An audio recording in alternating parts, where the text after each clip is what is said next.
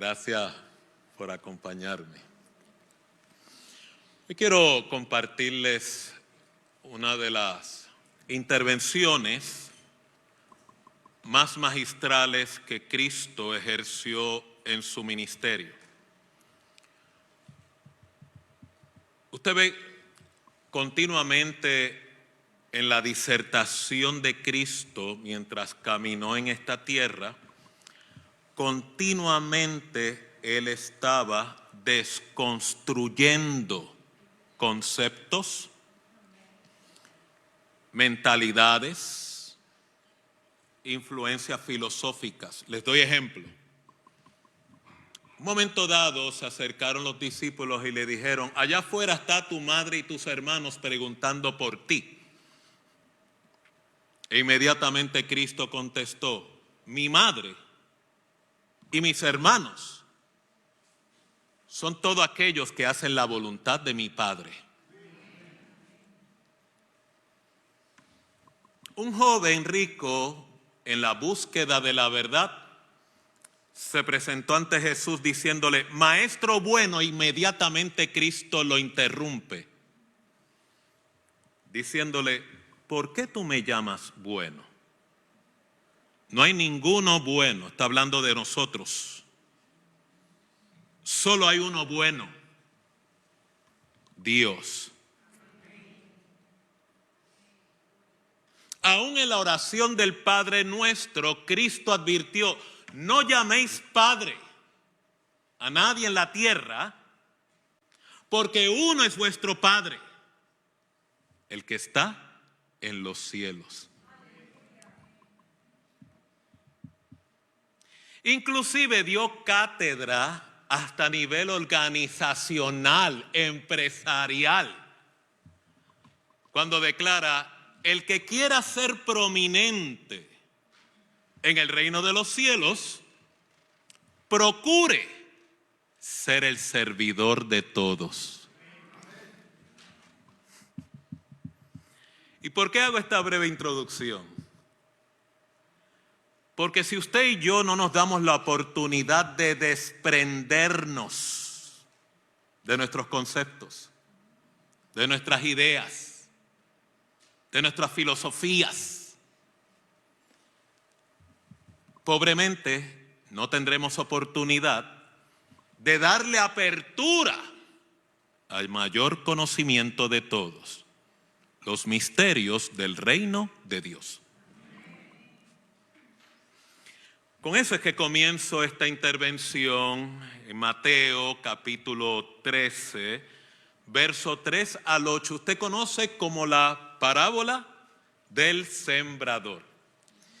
Y es bien interesante porque cuando usted escucha a Cristo utilizando las parábolas tienen una intención pedagógica extraordinaria. Cristo las utilizaba para invitar al individuo a los procesos de reflexionar, o sea, mirarme por dentro.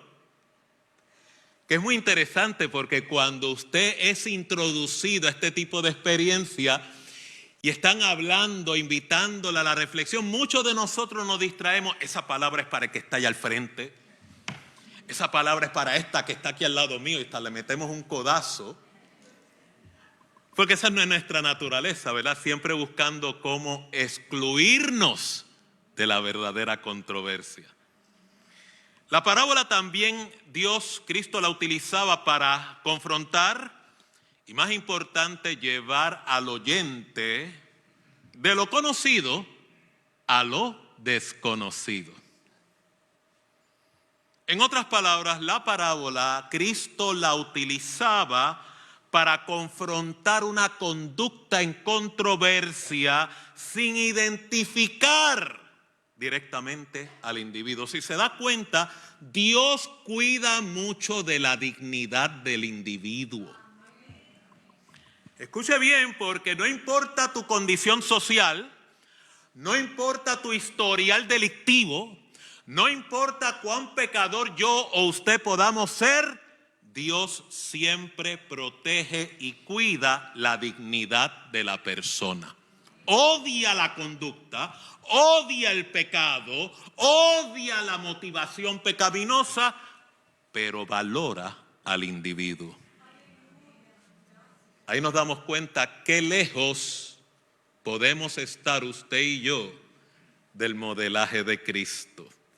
Y es por eso que una de mis oraciones más insistentes es: Señor, regálame caridad, ayúdame a crecer a la estatura de esa persona perfecta, Cristo Jesús.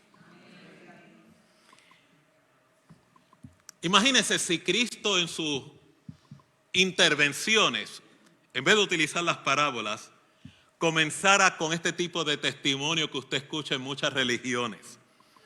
Hay un hombre en esta comunidad que es deshonesto con su jefe, le roba de la nómina o hace transacciones ilícitas. Imagínense si Cristo va a ilustrar, nos va a guiar a un camino de introspección y reflexión, y comienza con ese tipo de intervención. Se perdió el proceso reflexivo, todo el mundo va a estar pendiente. Ese es don Pascual, que tiene mala fama, yo lo sabía, confirmación de Dios. Y se pierde todo el ejercicio que Cristo intencionaba. Por eso usted ve que en las muchedumbres Él exclusivamente utilizaba las parábolas. ¿Por qué? Porque le servía de filtro para poder discriminar de la manera más saludable que usted pueda ejercer dicho ejercicio entre aquellos que tienen hambre y sed de la justicia de Dios y aquellos que no tienen ningún interés acerca del Señor. Esto usted lo va a ver en la parábola del sembrador. Dice así: he aquí, el sembrador salió a sembrar. Y mientras sembraba, parte de la semilla cayó junto al camino. Y vinieron las aves y la comieron. Parte cayó en pedregales, donde no había mucha tierra, y brotó pronto, porque no tenía profundidad de tierra. Pero cuando salió el sol, se quemó, y porque no tenía raíz, se secó. Y otra parte cayó entre espinos, y los espinos crecieron y la ahogaron. Pero parte cayó en buena tierra y dio fruto, cual a 100, cual a 60 y cual a 30 por uno. Dios bendiga su palabra.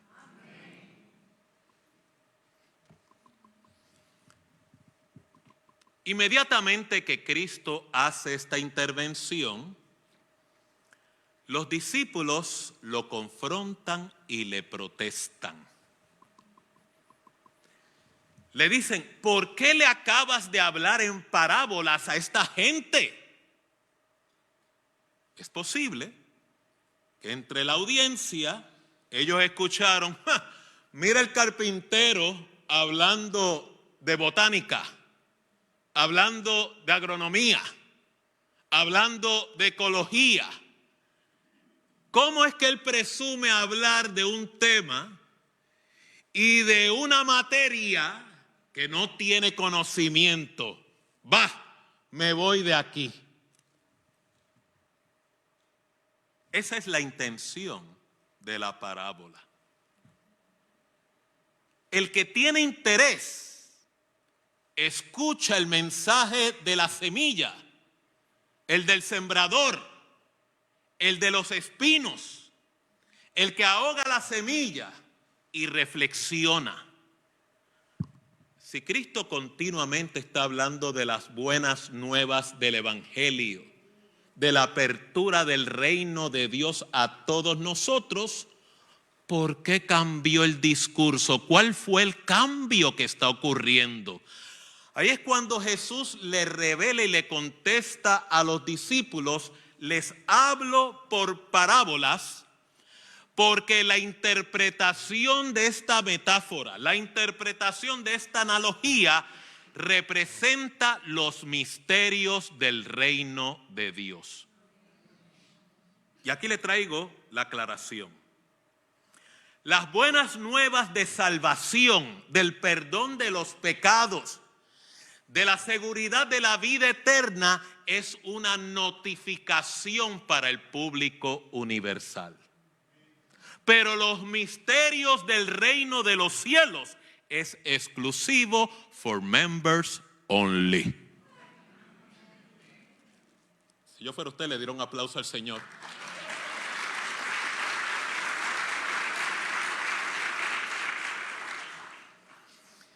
O sea, nos está dando una revelación privilegiada.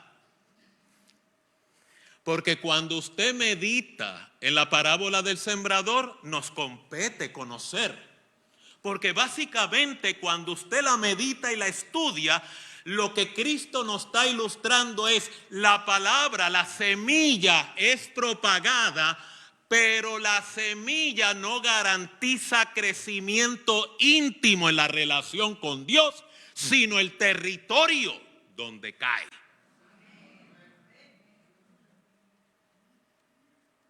Como decían los asistentes del servicio mañanero, por ahí viene el batazo.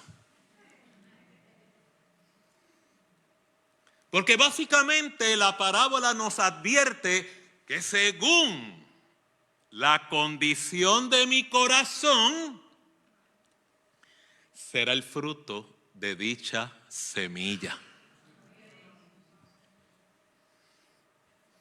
Entonces viene la revelación. ¿Por qué Cristo habla en parábolas?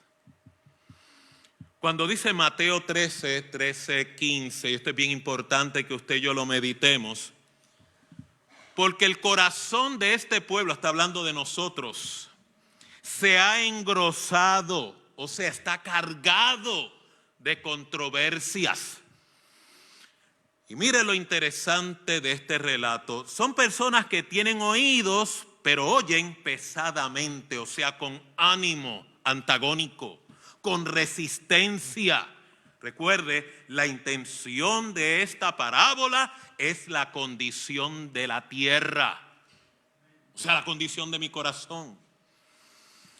Con los oídos oyen pesadamente, han cerrado sus ojos para que no vean con los ojos, ni oigan con los oídos, ni con el corazón entiendan y se conviertan y yo los sane. O sea, para Dios sanarme, lo que está advirtiendo en esta escritura es que necesita mi esencia integral. No fue lo mismo que Cristo advirtió que el Padre anda buscando adoradores como usted y como yo, que le aman como con toda el alma, con toda la mente, con todo el corazón, con todas las fuerzas que usted tiene. Y es por eso que usted encuentra personas que la condición del corazón engrosado suspende el ejercicio reflexivo. Engrosado significa que está cargado de mi propia agenda, de mis propios intereses personales, de mi concepto de cómo debe ser religión, de cómo debe ser Dios, de cómo Dios debe proceder, debe acatar mis necesidades. Imagínese si usted y yo protestamos cuando tenemos relaciones que son manipulativas, impositivas, dictatoriales. Inclusive le categorizamos dichas relaciones como relaciones tóxicas. Entonces cuando se lo aplico a Dios y Dios no me responde como yo quiero, entonces me enchismo también con Dios. No me atrevo a decirle tóxico porque sería una blasfemia, pero me desaliento, me desanimo, no incurro en la piedad, no procuro la caridad porque Dios no me corresponde como yo espero. Así de engrosados estamos todos nosotros.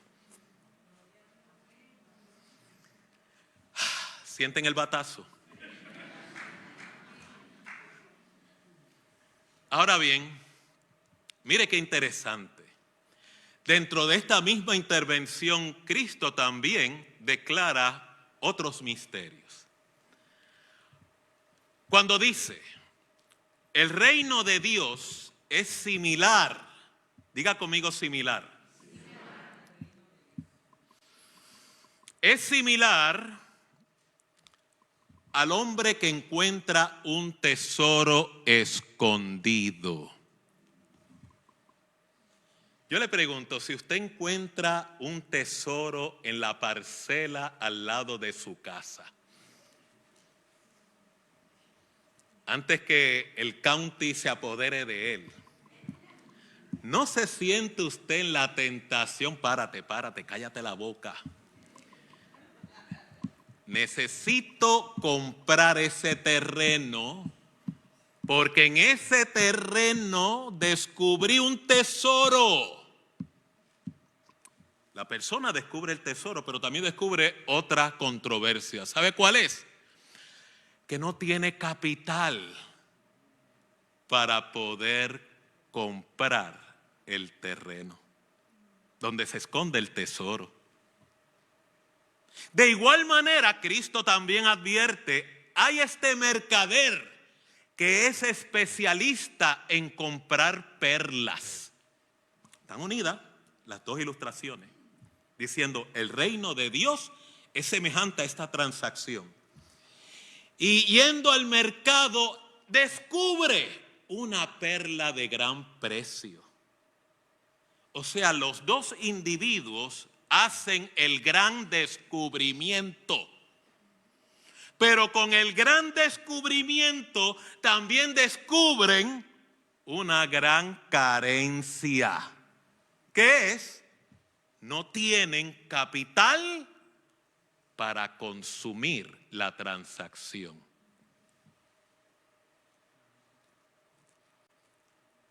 Luego ocurre algo extraordinario que es la clave de la ilustración.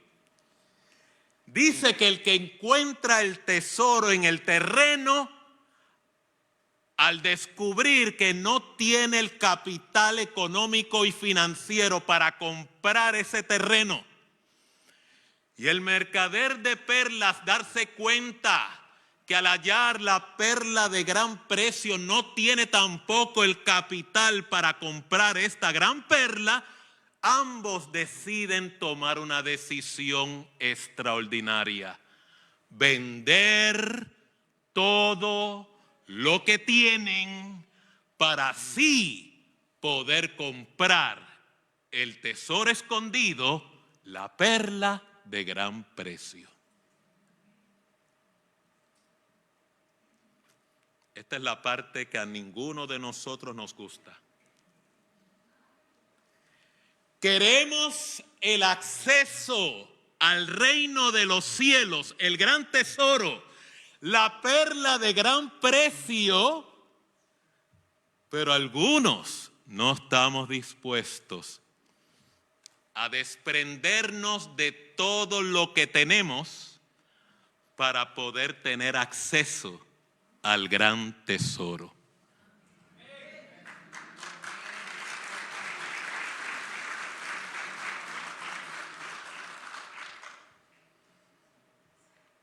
O sea, en otras palabras, para Dios la intención, la motivación en cómo yo me acerco a Él es importantísima.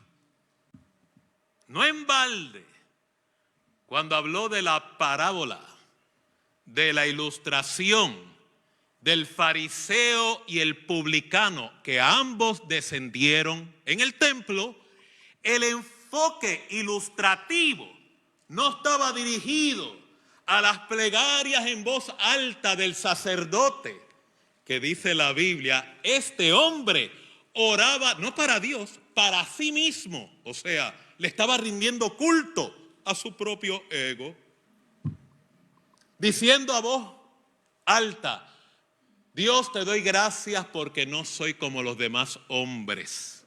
O sea, ya hizo hizo un inventario, hizo un análisis, me creo superior. Oro más eficazmente, soy más piadoso, me sé la Biblia de tapa en tapa, pero el corazón no ha cambiado. Dice el fariseo: Señor, te doy gracias porque no soy como los demás hombres, ni tan siquiera soy como este publicano que está aquí a mi lado. Y sin embargo, el publicano dice que ni aún acercándose al altar y dándose puños en el pecho, su única plegaria era: sé propicio a mí, que soy pecador. Cristo le tiró, ¿sabe lo que es tirarle un balde de agua de hielo bien fría? Es un calor horrendo. Para algunos es un alivio, pero para estos, los fariseos, para los que tienen una distorsión equivocada acerca de Dios, fue un balde de agua fría. Porque el mensaje era: Dios contempla de manera más íntima el corazón humillado que el corazón exaltado. Porque el publicano pudo desprenderse y reconocer que estaba en bancarrota espiritual, bancarrota personal, y poder admitir que necesitaba de la restauración que solo de Dios proviene.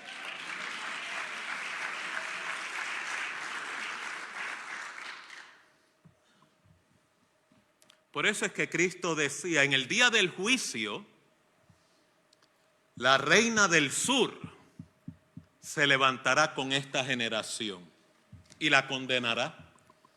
¿Sabe por qué la reina del sur, Dios le ha separado un rol protagónico muy peculiar en el día del juicio? Porque ella, oyendo de la sabiduría de Salomón, vino desde los confines de la tierra para escuchar dicha sabiduría. Y sin embargo, Cristo, que es Dios en la carne, el Hijo de Dios, está aquí dando cátedra y no le escuchan. De igual manera también Cristo advirtió: la generación de Nínive, ¿se acuerdan? Ese pueblo que Jonás le ministró casi con una llave en la espalda. Cristo dijo: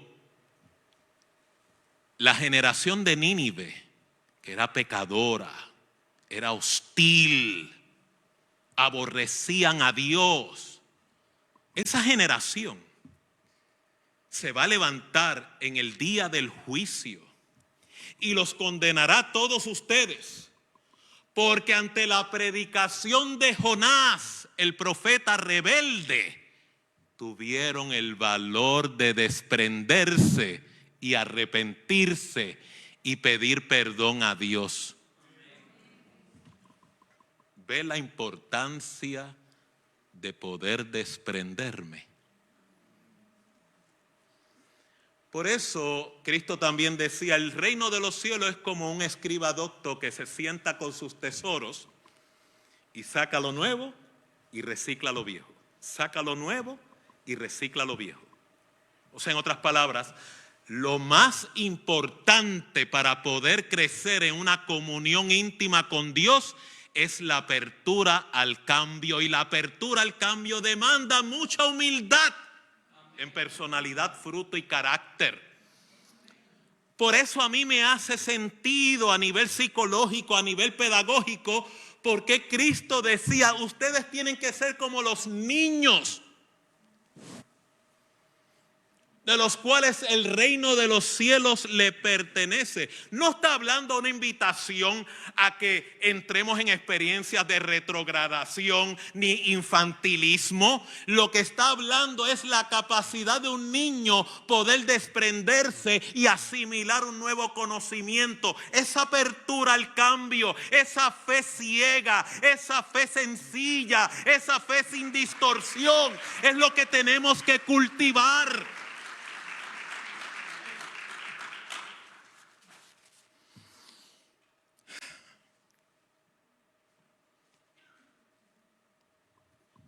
Ahora viene la interpretación.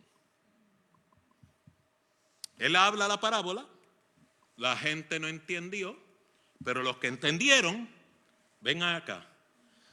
Esta segunda intervención es para los miembros exclusivos del reino.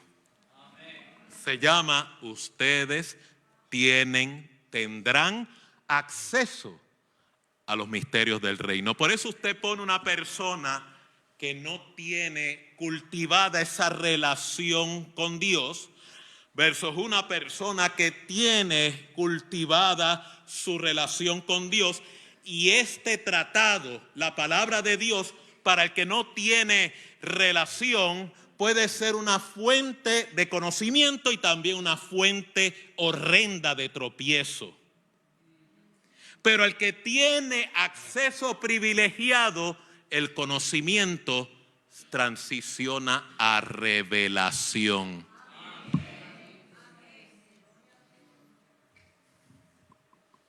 La revelación significa que el Espíritu Santo te une, sintoniza, crea conexión entre lo que Dios ha hablado, al punto que el Espíritu Santo que vive dentro de usted continuamente te da testimonio. Esto fue lo que Cristo dijo, imítalo. Para el que no tiene la relación, eso es un libro histórico, esto no hace sentido, esto está lleno de discrepancia. Me hace totalmente sentido porque el misterio es para los hijos, no para los que no tienen relación con Dios.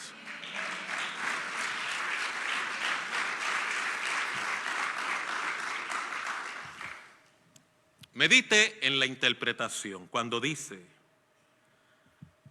cuando alguno oye la palabra del reino y no la entiende, y aquí viene la revelación, estos son los misterios, viene el malo. O sea, en otras palabras, cuando yo recibo la semilla, la palabra de Dios, inmediatamente no solamente hay un conflicto a nivel intrapsicológico en la persona, también hay un conflicto en la dimensión espiritual.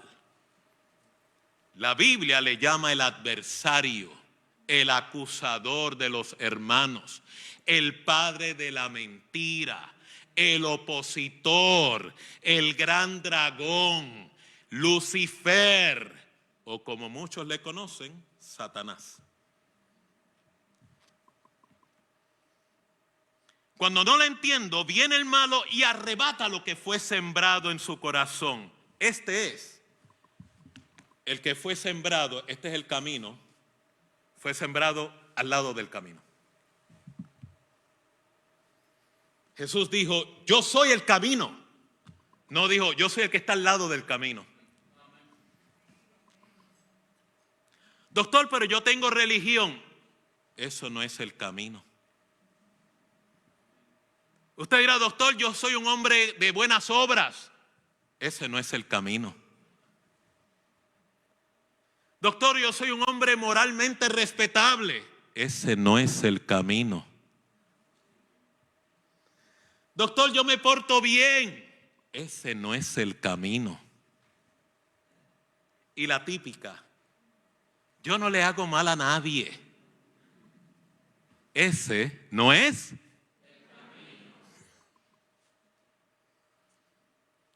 Porque significaría que con mis obras es suficiente y aceptable ante Dios, o me pone a mí en una posición de regatear con Dios. Dame crédito por esto, dame crédito por esto otro, dame crédito que me estoy portando bien. Así hay personas. Yo sé de lo que estoy hablando porque yo era uno de ellos. No era reggaetonero, era regateando.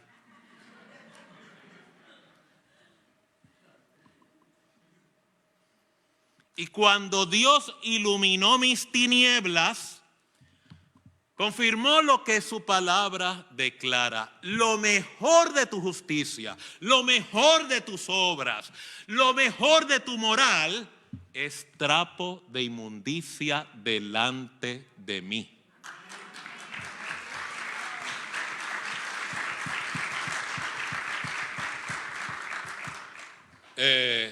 Les soy bien honesto, requiere mucha humildad intelectual poder masticar ese hueso.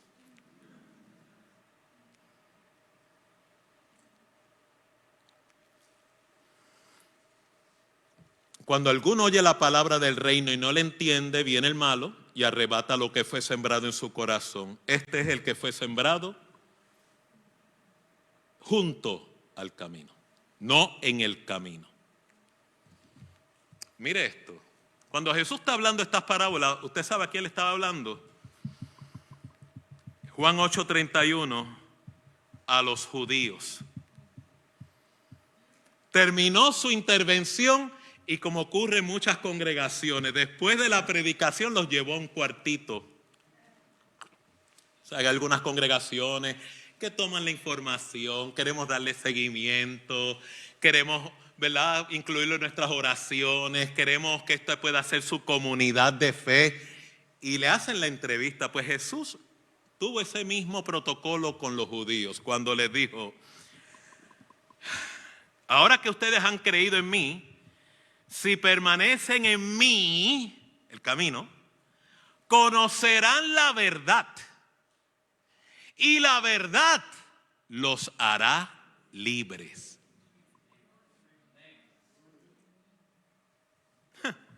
¿Usted cree que los judíos que escucharon el mensaje, que pasaron por esta entrevista, tuvieron la misma actitud que usted acaba de desplegar? La semilla fue plantada, pero si no hay desprendimiento, el malo arrebata. ¿Cómo se activó el malo en el corazón de estos hombres? Ellos refutan a Cristo diciéndole: ¿cómo es que tú dices que nosotros somos esclavos? Y salió a la luz una transacción muy peculiar. ¿Sabe lo que los judíos le dijeron a Jesús? Nosotros no somos esclavos, nosotros somos linaje de Abraham. O sea, en otras palabras, dentro de los judíos somos de la estirpe, la más élite, seguimos a nuestro padre de la fe, Abraham. Y Cristo en toda esta intervención lo que está diciendo: no, si aquí hay uno más grande que Abraham. Los judíos están aquí batallando: no, nosotros somos linaje de Abraham. Cristo mismo le dice: si ustedes fueran de Abraham, linaje de Abraham, o sea, me imagino, bautistas, pentecostales, presbiterianos, si ustedes me siguen, ustedes harían y obedecerían lo que yo le estoy diciendo, porque Abraham habló de mí. ¿No es al revés?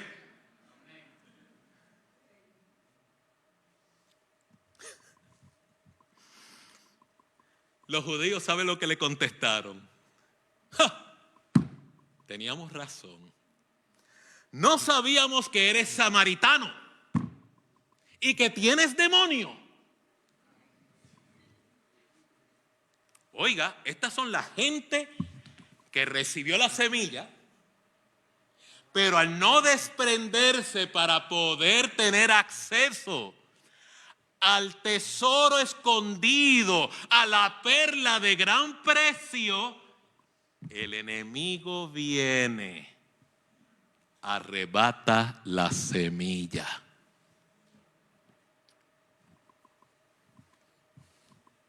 Por eso es que la Biblia en 2 de Corintios 4:4 declara: en los cuales el Dios de este siglo, el malo, cegó el entendimiento de los incrédulos, para que no les resplandezca la luz del evangelio de la gloria de Cristo, el cual es la imagen de Dios. Si yo no me doy la oportunidad de abrazar el consejo que Dios me presenta y trato de insistir que sea en mi criterio, a mi manera, bajo mis propias filosofías o no altera mi estilo de vida, lamentablemente mi destino será junto al camino. No podré permanecer en el camino. Segundo capítulo, el sembrado entre pedregales. El que fue sembrado en pedregales es el que oye la palabra y al momento la recibe con gozo. Diga conmigo gozo. Pero no tiene raíz en sí. ¿Qué ocurre cuando usted planta una matita y no logra echar raíz? What do you think is going to happen? Yo tengo un doctorado adicional en matar plantas. Si no es que las ahogo, es que me afano tanto en que crezcan que no le doy la oportunidad de que echen raíces. Y yo entonces las animo, dale, crece matita. Entonces cuando la quiero tomar para olerla, me quedo con la matita completa en la mano. Y cuando veo, no di oportunidad a que echara raíz. O el sol de esta temporada me la quema. O cuando viene una ventolera. By the way, ¿estaré yo hablando de una matita o de muchos creyentes que estamos aquí también?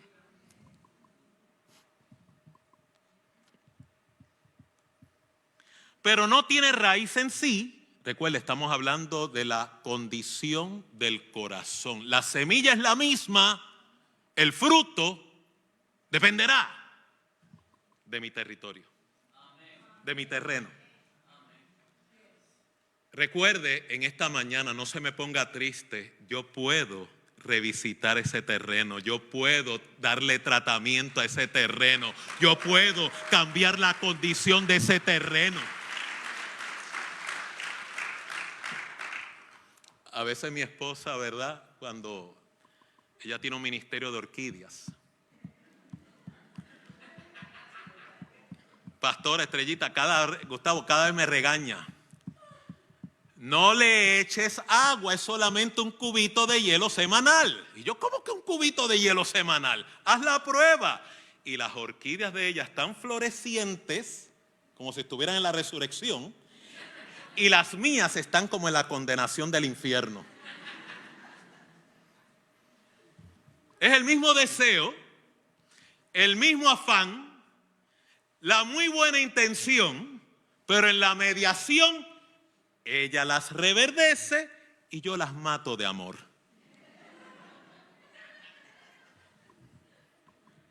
Ya en Home Depot me tienen pánico. Porque como ellos permiten que uno retorne las matas muertas podridas, sin raíces, en los pedregales, deberían poner un límite porque cada vez que me ven, este no es buena fuente de ingresos. Ahí tiene un anuncio gratuito. Pero no tiene raíz en sí. Porque, y mire esto. ¿Por qué no tiene raíz? Porque al venir la aflicción o la persecución, por causa de esa palabra, hay tropiezo. O sea, la revelación es necesario que el Espíritu Santo nos auxilie, que es el vicario de Cristo en esta tierra, de que podamos lograr echar raíces para poder crecer en nuestra comunión íntima con Dios. Y resulta que la instrumentalidad para lograr dicha madurez, echar raíz, es la aflicción y es la persecución.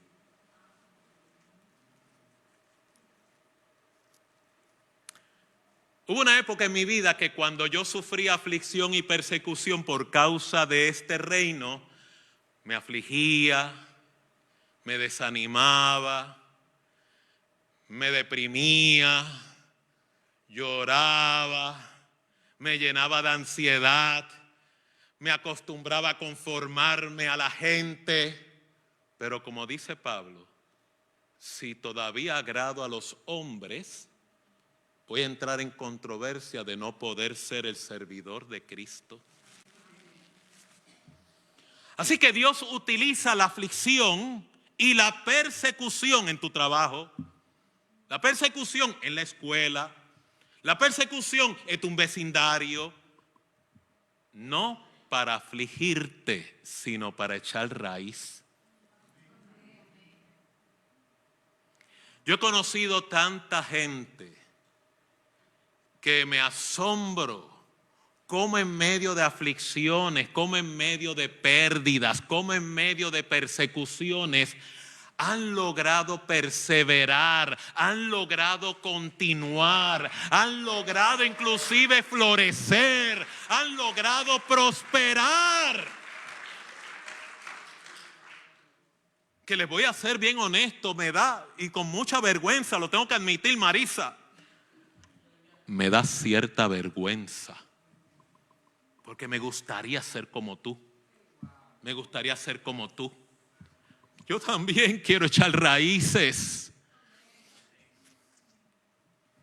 Entonces eso te da una revelación de ver la aflicción, ver la persecución desde una óptica totalmente diferente. Si no, pregúntale a Job, que va perfecto con esta ilustración. Cuando el malo viene con dos agendas bien peculiares, que fue la misma que utilizó en contra de Job, nuestro hermano Job. Él fue al trono de Dios, dice Job capítulo 1, y le hace una moción en contra de Job, diciendo: Job te sirve a ti en vano, porque la motivación de él servirte está bien íntimamente ligada a todo el vallado que le has puesto a su alrededor. Y no solamente el vallado que le has puesto a su alrededor, sino también el vallado se ha sido extendido a sus hijos, a sus propiedades, a sus negocios, a sus quehaceres y a todo lo que tiene. Yo no sé si usted está entendiendo la magnitud de lo que el malo le está diciendo a Dios. Cuando tú eres de Dios, tú estás bajo el vallado.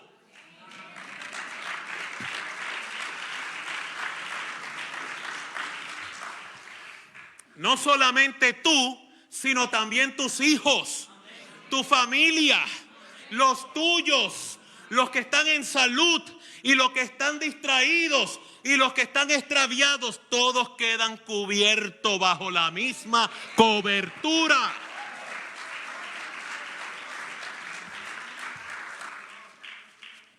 Por si acaso hay alguno entre nosotros aquí que tiene un hijo pródigo y su acercamiento no está tomando en consideración el vallado de Dios. Esto fue lo que el malo declaró a Dios: quita ese vallado.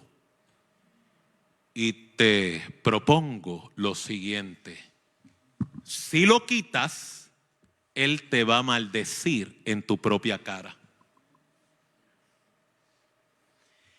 ¿Y cuánto de nosotros, cuando Dios ha dado ese permiso, porque yo no sé si usted está entendiendo la línea de pensamiento, cuando el malo viene en contra de nosotros, no es de manera indiscriminada, es con un permiso especial, con un horario de limitación, una intervención limitada en el radio de acción y tiene que concluir en el tiempo señalado.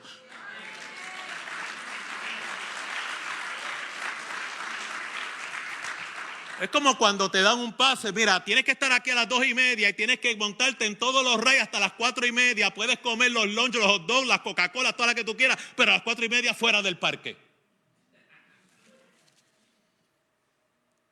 El adversario no tiene libertad de acción como muchas personas piensan. Así delimitado está aquel que la Biblia describe como que anda como león rugiente.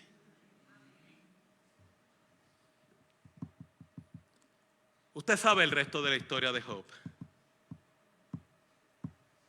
Como no sucedió lo que el malo esperaba, vuelve nuevamente al trono de Dios y hace una segunda petición. Recuerde, esta misma solicitud la hace con usted, la hace conmigo. La primera es, quítale el vallado y verás que deja de perseverar, deja de estar en comunión, se desanima, renuncia a la fe, porque se olvidó de echar raíces. El conocimiento no te da raíz, te da la guía de cómo obtener la madurez de la raíz.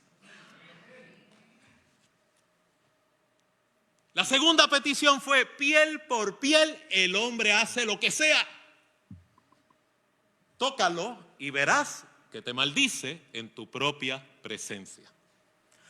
Dios le dijo, ahí lo tienes, no toques su vida.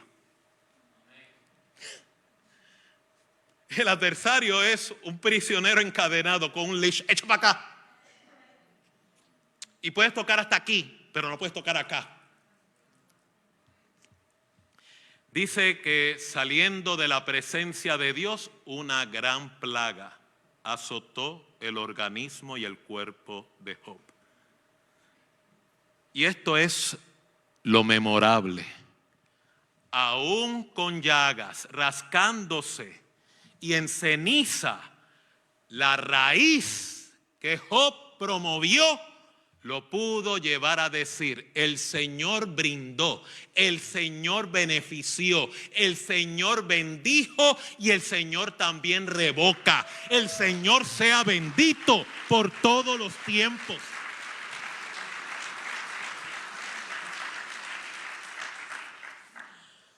¿Puedo hacer una nota aclaratoria?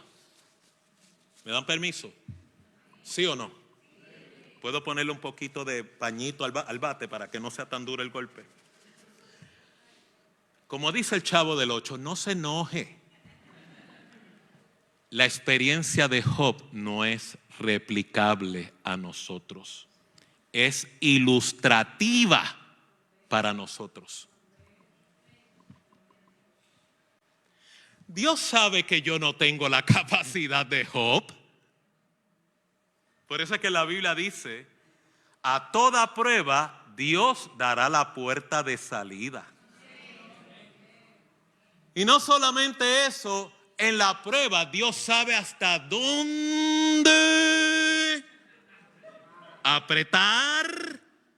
Ese es Dios por un lado y yo por el otro. También Dios sabe hasta dónde yo puedo soportar. ¿Cuántas veces, yo no sé usted, pero cuántas veces yo no me he encontrado en la controversia? No puedo más. Me quito, me rindo, no quiero saber de él. Basta ya, esto no es para mí. Para a la media hora, Señor, perdóname, no me hagas caso. Él nunca me hizo caso desde el inicio.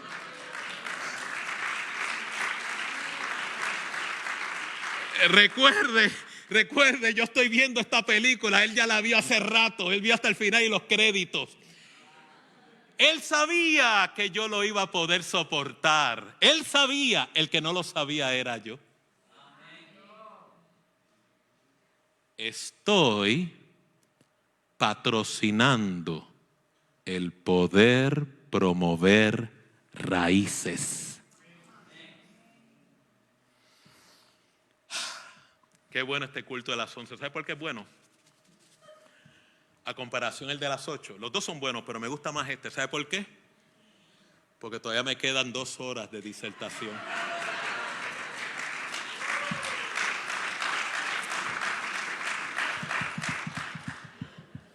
Si usted quería la versión cortometraje, tenía que venir a las 9. La culpa de Pastor Gustavo. Me dijo, usted predica a las 11 por los siglos de los siglos, amén. Así que Estrellita y Gustavo tienen permiso para irse a su casa y regresar ahorita. Otra persona que estaba en necesidad urgente de echar raíces era Pedro. Simón Pedro. Lucas 22, verso 31 al 34. Mire lo que Cristo le declara. Simón, última hora. He aquí, el malo te ha solicitado. Lo mismo que le pasó a Job. El malo te ha solicitado para zarandearte. Zarandearte es el verbo explicativo del término te van a caer como pillo a película. Es una palabra, ¿verdad? Bien ilustrada para decir te van a pasar por el rolo. Simón, he aquí que Satanás te ha pedido para zarandearte como a trigo. ¿Alguna vez usted ha pasado por experiencias, aflicciones, persecuciones, que cuando usted zarandea el trigo se queda pelado y desnudito? Yo he pasado por ahí, tú has pasado por ahí, y algunos de nosotros estamos de camino por ese lugar.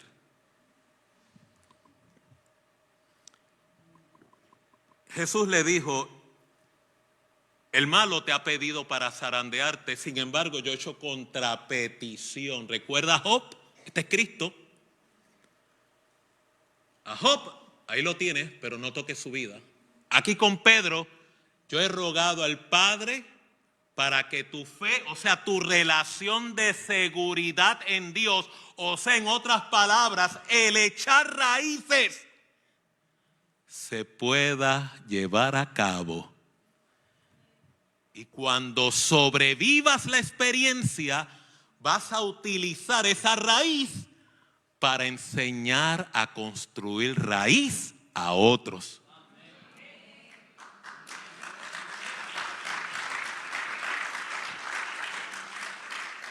Dime tú, si muchas veces las aflicciones que Dios te permite sufrir no es para que tú consueles a otros en el mismo consuelo que Dios te ha dado. Esa palabra es para ti.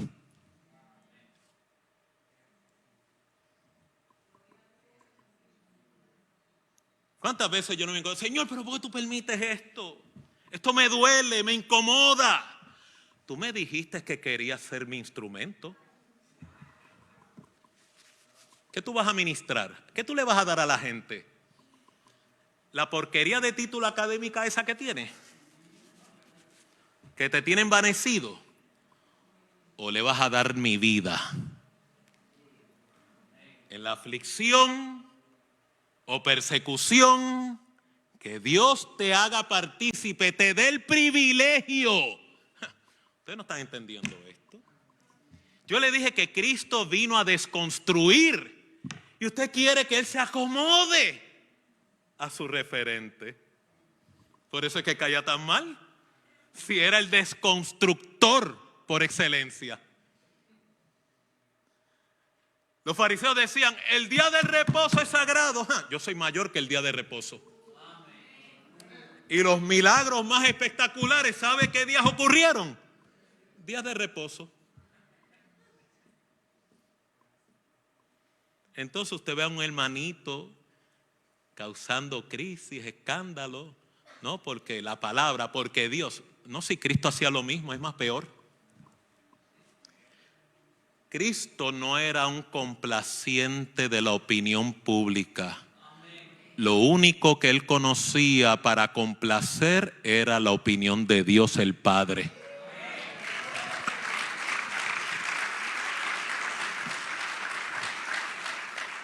Por eso cuando la nube descendió sobre Pedro, Jacobo y Juan, las palabras de aquella nube en el trueno dijo, este es mi Hijo amado, el cual en él tengo complacencia. Escúchenlo. Mi gente, no se olvide que Cristo es la manifestación del Dios de la letra de este escrito en ejecución humana. Si yo pusiera a Dios en un estuche humano, ese es Cristo representado.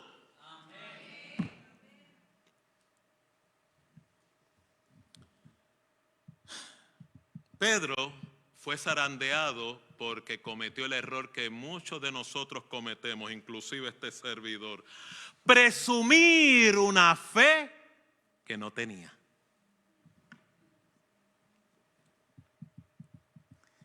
Él le dijo: Señor, yo estoy dispuesto a ir contigo a la cárcel.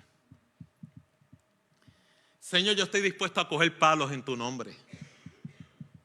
Señor, yo estoy dispuesto a que me acribillen en el Facebook por tu nombre. Señor, yo estoy dispuesto a que me cierren las cuentas de Instagram por amor a tu nombre. Entonces cuando viene Zuckerberg y te desconecta la cuenta: Señor, pero ¿y qué pasó? Los 65,000 seguidores que tenía. En la retórica decía lo correcto, pero en el corazón no había raíz. Vuelvo y le advierto: en los momentos de aflicción o persecución te están auxiliando a echar raíces. No se desaliente. Inclusive Cristo decía: regocíjate, gloríate en la adversidad. Gloriarme en la adversidad significa: Señor, esto tú lo estás permitiendo para mi crecimiento. Usted no tiene idea cuántos miedos usted y yo tenemos que controlan nuestro funcionamiento psicológico, nuestra reactividad emocional, y mucho menos usted no tiene idea de cómo interfiere en nuestra conducta. Son miles los cristianos que están bajo mi cuidado, que sufren de ansiedad, sufren de depresión, sufren de neurosis, tanto, ¿verdad?, cambio en el ánimo, y tienen a Dios, pero se olvidan de echar raíces. Entonces, para echar raíces, yo necesito la programación correcta. Porque si yo en la aflicción, si yo en la persecución, mi programación es: Dios se olvidó de mí, Dios no me escucha, no lo siento a Él, yo estoy operando en una programación totalmente alejada a este tratado. Porque el tratado me dice a mí que aunque yo no lo sienta, aunque yo no lo vea, aunque no lo detecte, está presente, está conmigo, vive dentro de mí.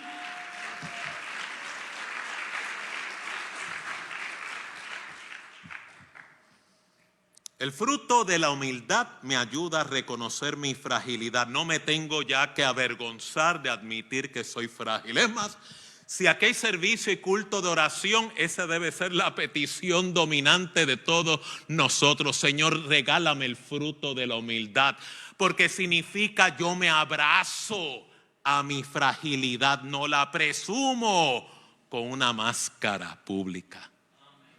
La gente que recibieron milagros, que aún no cualificaban para recibir milagros, lo arrebataron por la humildad. Si no, pregúntele a la sirofenicia que tenía una hija endemoniada. Señor, ten piedad de mí. Cristo ni le miró. Este es uno de los episodios más espectaculares en toda la palabra de Dios. Señor, socórreme. Y los discípulos dijeron: bótala, despídela. Está fastidiando mucho a la doñita esa. Eso lo aprendí de mi esposa.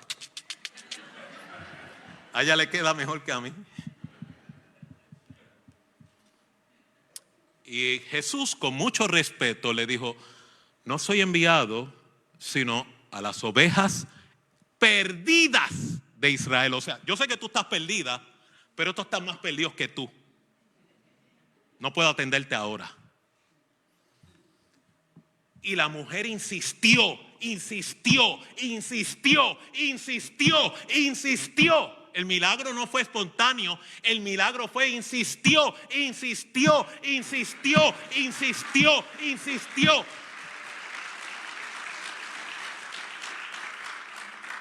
Los síntomas se agudizan en mi hija, insistió. El demonio la atormenta, insistió. Jesús le dijo, no es bueno que el pan de los hijos se dé a los perros.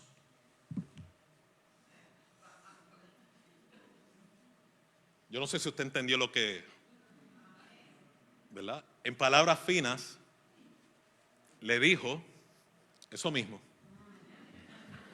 porque yo no lo voy a decir. Pero la respuesta de fragilidad y de humildad de la sirofenicia derribó la pared intermedia entre ella y el maestro.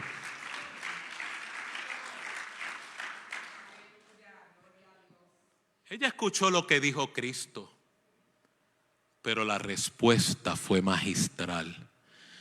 Señor, es cierto, pero aún los perrillos comen de las migajas que caen de la mesa de sus amos. Los discípulos de Jesús, sácala, échala, estorba, nos molesta, no hay provisión para ti, no soy enviado a ti. Esta provisión es para los hijos, no es para los perros. Cambió todo el proceso. Mujer, ¿qué tú has hecho?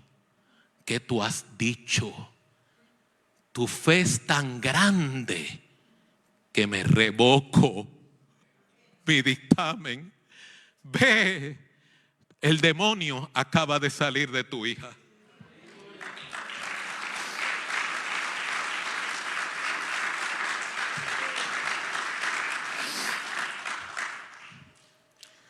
Pedro decía, estoy dispuesto a morir por ti.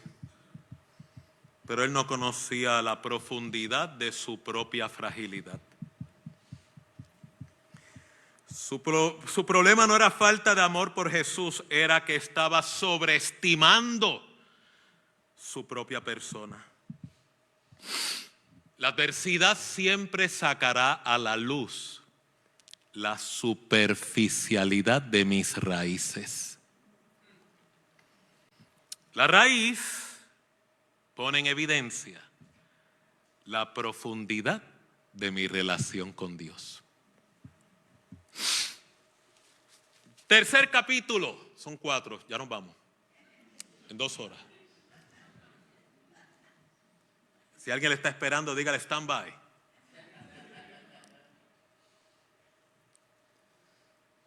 El que fue sembrado entre espinos.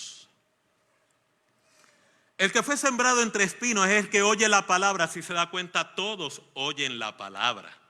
Todos. Pero no todos germinan con la palabra. El que fue sembrado entre espinos es el que oye la palabra, pero el afán de este siglo y el engaño de las riquezas ahogan. La palabra, y la palabra se hace infructuosa. La Biblia me dice que esta palabra, la espada del Espíritu, es eficaz y cortante. Revela las verdades del corazón. Sin embargo, la parábola descrita por Cristo advierte que esta misma semilla puede quedar infructuosa. Todo tiene que ver por el manejo en la motivación del individuo. La semilla es perfecta, el terreno es el que necesita tratamiento. ¿Se acuerdan de Marta, la afanada y turbada que estás? Esta es una muchacha, la hermana de Lázaro, tiene a Cristo en su casa. Y Cristo separa ese tiempo para promover los misterios del reino. Y María estaba en Lembá mirando a Jesús. Y Marta recogiendo por aquí, limpiando por acá, que viene la gente y ve esas manchas, espérate, y dirán que soy una puerca. Ay, espérate, y esto que quede recogidito. Ay, Dios mío, mira cómo está ese tenedor, dame el sanitizer. Usted ha visto el gente así que están ahí. No es que no sea limpio, es que no sea afanado. Afanado significa que la persona lucha con compulsiones. Las compulsiones son controversias emocionales que se generan de la culpa, se generan del rechazo, se generan de crisis de perfeccionismo, se generan de pobre autoestima personal, se generan de autorrepudio propio y la persona lo esconde a través de estas prácticas impulsivas. Le di una cátedra psicológica en 1 minuto.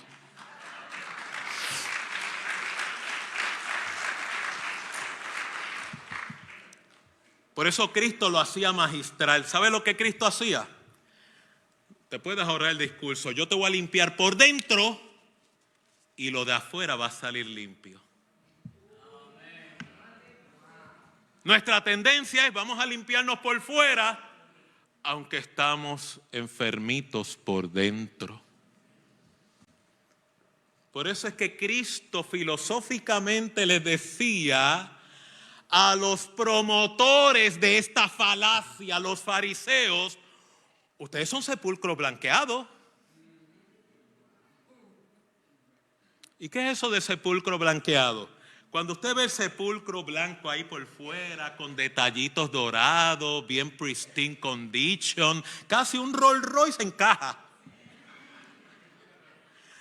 Pero cuando usted lo abre por dentro, cuando yo era chiquito, mis tías guardaban la comida de la semana que sobraba, que iban a botar, y lo metían en una lata de galletas que en Puerto Rico se llamaba Sultana. Y en la caja de galletas de aluminio Sultana, ahí echaba el arroz que sobró de la semana, las habichuelas que sobró de la semana, la carne que usted se comía y sabía a goma, elástico, que tenía que comer como los neodentales, y la tiraban allá adentro, porque al final de la semana vería un muchacho, señora, comida para los puercos.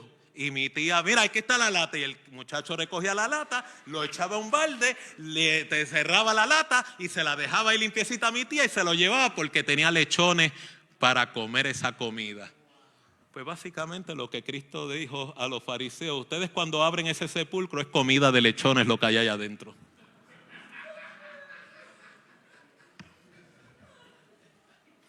Estoy seguro que obtuvo la idea.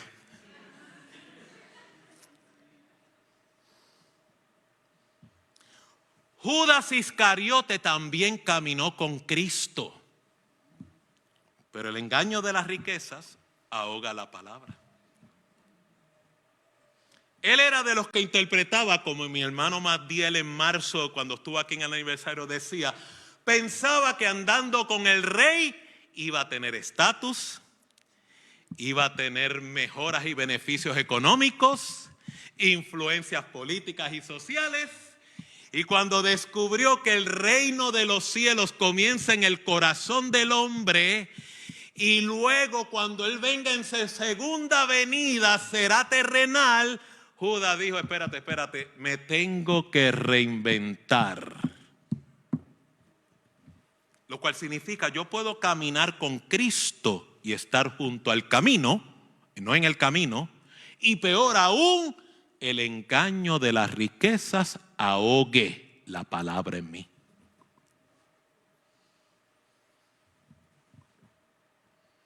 En el caso de Judas era la avaricia. ¿Usted sabe lo que es ese síndrome de avaricia? Avaricia es que no importa lo que yo pueda acumular o retener, siempre me veo en escasez o esperando un día malo que nunca llega. Yo he tenido pacientes en mi práctica que están muy acomodados económicamente, pero viven en la miseria a nivel psíquico, a nivel emocional, a nivel relacional, esperando esa escasez. Cuando Cristo interviene a Judas, mire qué interesante, le delega a Judas la tesorería del ministerio de Cristo. Dígame usted, si usted, ¿verdad?, fuera empresario o fuera, ¿verdad?, en su área de trabajo, ¿usted pondría a la persona que tiene antecedentes de avaricia para guardar las finanzas o la tesorería? ¿Verdad que no? ¿Y por qué Cristo situó al avaricioso a cuidar de las ofrendas? Aquí está la sabiduría de Dios. Si el avaricioso se va a sanar de esa enfermedad, la única forma de evidenciarlo es ponerlo delante del tesoro. Porque la sanidad está a la distancia de cómo extiende su mano. O como dijo Cristo, si tu mano derecha te es ocasión de caer, mejor córtala y échala de ti. Porque mejor es entrar a la vida manco o faltándote un ojo, que todo enterito, tu cuerpo entero se ha echado a la condenación del infierno.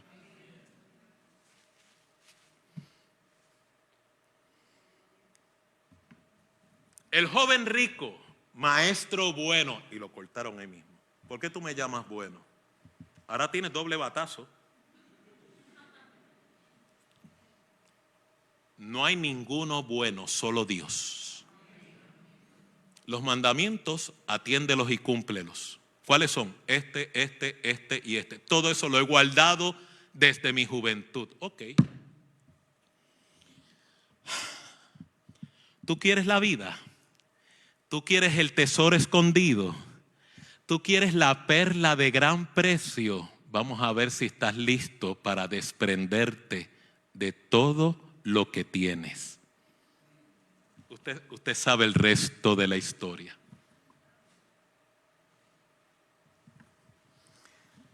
Finalmente, los que estamos sembrados en buena tierra. Denle un aplauso al Señor. Ya llegamos.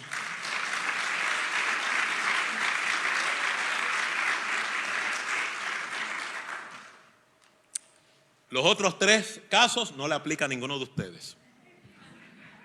Hemos llegado al members only. Mas el que fue sembrado en buena tierra, este es el que oye y entiende la palabra, y la evidencia de que entiendes la palabra es que das fruto. Y produce a 100, a 60 y a 30 por uno. Miren qué magistral.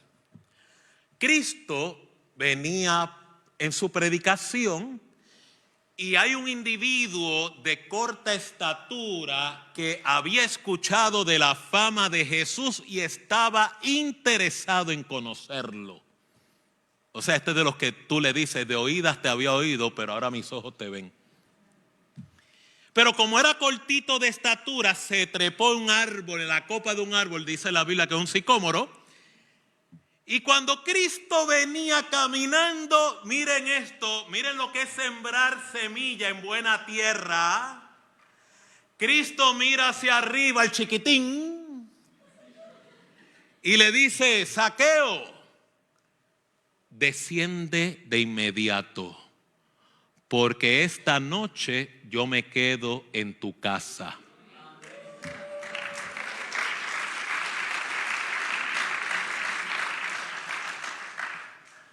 No, Zaqueo no lo conocía personalmente.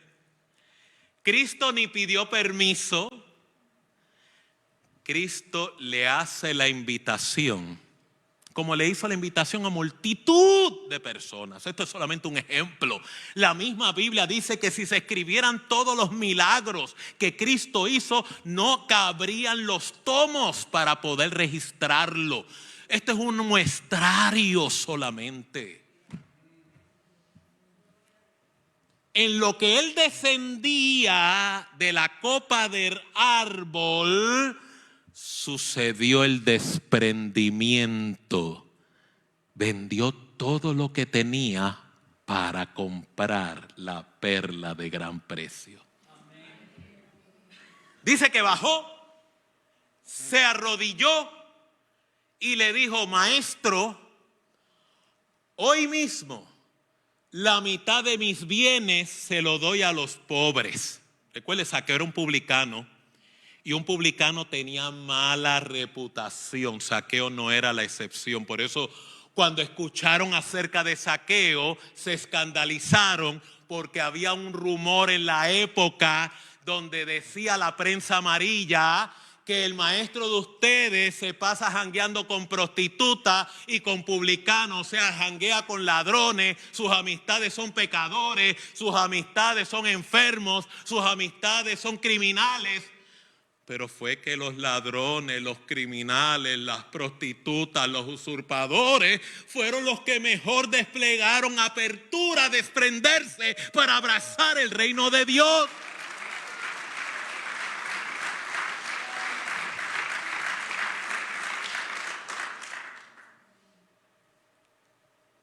Y la mitad de los bienes se lo doy a los pobres. Y aquí viene: y a todos los que he defraudado.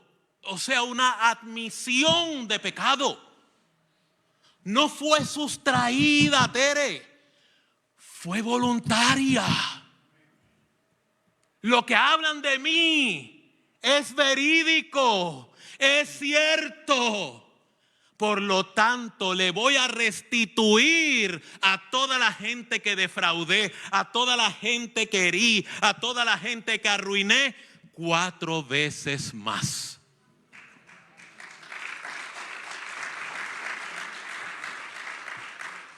Jesús reacciona igualito como la mujer sirofenicia. Hoy ha llegado la salvación a esta casa, porque él también era hijo de Abraham, porque el Hijo del Hombre vino a salvar lo que estaba perdido.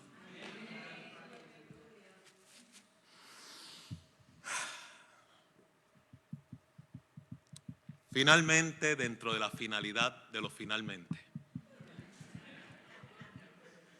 la Biblia dice que el fruto de la semilla que germina produce al 100, al 30 y al 60. ¿Verdad, Marisa? 100, 30 y 60. Había un señor de la viña que necesitaba obreros para atender su viña. Y él salía todos los días a reclutar obreros. Los que encontraba en la plaza sin hacer nada, fue a las 9 de la mañana y le dijo: ¿qué ustedes hacen ahí? Pues aquí no hacemos nada, nadie nos contrata. Vayan a mi viña a trabajar y les pagaré un denario. Eso fue a las 9 de la mañana. Los tipos se montaron en la troca. Para la viña vamos. Que al final del día tenemos nuestro denario asegurado. Oiga, eso es un progreso de estar tirado en la plaza sin hacer nada, con un denario en el bolsillo. Pero el señor de la viña volvió a las 12 del mediodía. ¿Qué hacen ustedes ahí sin hacer nada? Nadie nos contrata. Vayan. Pero ahora él no dijo cuánto era el salario.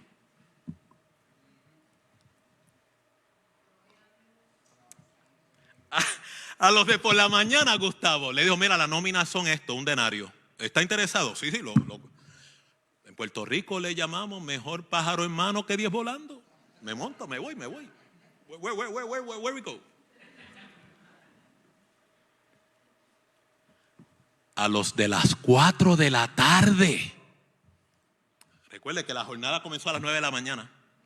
A los de las 4 de la tarde: Marisa, ¿qué tú haces ahí sin hacer nada? Pues a mí nadie me contrata. Vente, que te daré lo que es justo. Y Marisa también se montó. Y a las 8 de la noche volvió a salir el señor de la mies y vio a Miguel en la plaza sin hacer nada y le dijo, Miguel, ¿qué tú haces ahí sin hacer nada? Pues nadie me contrata. Ve a mi viña y se te dará lo que es justo. No le habló de nómina como los habló a los de las 9. Y finalmente, a la 11ª hora del día, los del tercer turno, como en la farmacéutica, los rompenoches, ¿qué hacen aquí sin hacer nada? Pues nadie nos contrata. Vayan a mi viña y se les dará lo que es justo. No habló de nómina. Los de por la mañana, un denario. Ahora viene el señor de la viña y le dice a su tesorero, ok, paga la nómina. Y llama desde los últimos hasta los primeros. O sea, los últimos que entraron en el último turno, me les pagas primero. Y a los que estuvieron todo el día aguantando el sol, me les pagas último. Entonces, cuando estaban aquí en una fila, los que entraron en el último turno, y al lado estaban los que entraron desde las 9 de la mañana.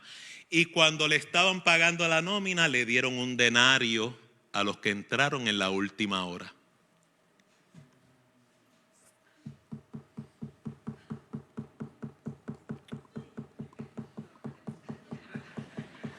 Dígame si esta no es la perfecta receta para montar una huelga. Dígame si esta no es la perfecta receta para montar una unión y hacer una protesta laboral. Que me amarren con cadenas a la entrada de la viña. Y de aquí no me voy hasta que no me paguen. El señor de la mesa. ¿A qué hora usted entró? A las 11 de la noche. Aquí tienes un denario. Los de las 9 de la mañana. ¡Guácatela! Si estos que llegaron ahorita y se les pagó un denario, nosotros que soportamos el sol y aguantamos el calor y duramos las penurias de todo el día, lo justo es que cobre 10 denarios, 20 denarios, 50 denarios. Es más, a mí no me sorprendería si a un loco de eso se le ocurrió, me van a regalar la viña completa.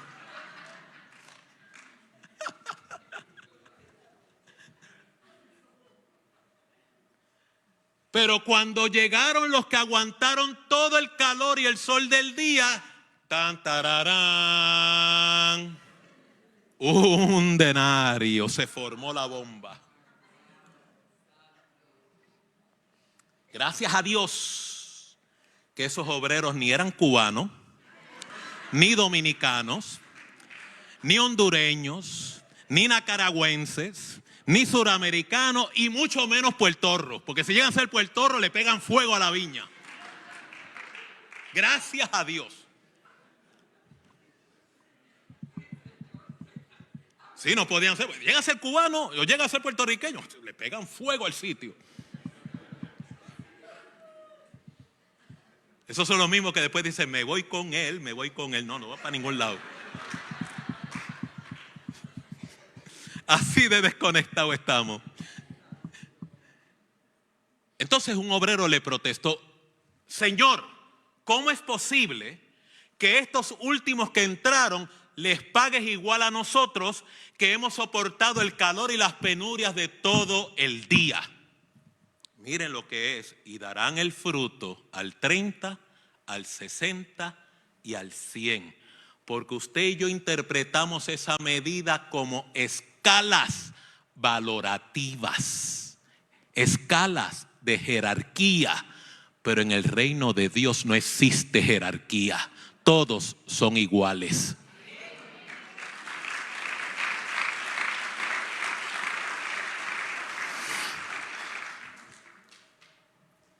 El que atiende el estacionamiento en la motivación del reino es tan 100 como el que preside desde la tarima. Estrellita, la hermana Niurka, la que me hace ese cortadito que me revive de entre los muertos. Que si esto sigue así, si mi esposa no aprende a hacer ese cortadito, me voy a tener que llevar a Niurka conmigo. Porque ese cortadito tiene unción de Dios.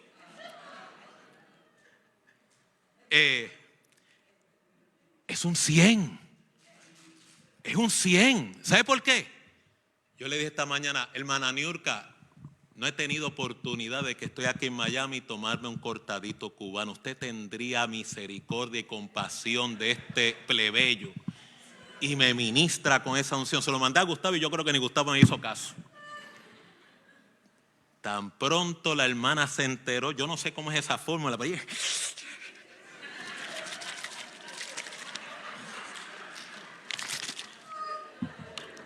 yo creo que hasta bendiciones tenía el cafecito ese. Y he predicado esta mañana con esa unción.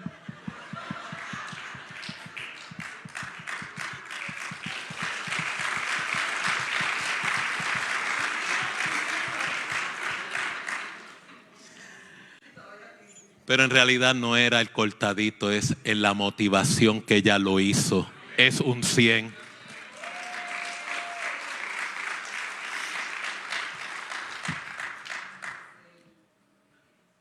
Jesús le dijo, el Señor de la mies, bueno, Jesús como quiera, le dijo al obrero, ¿no conviniste conmigo un denario? ¿Por qué tú te molestas?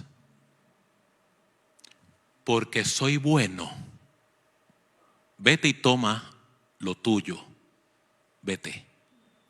Pero quiero ser justo con estos otros, porque los últimos serán los primeros y los primeros serán últimos.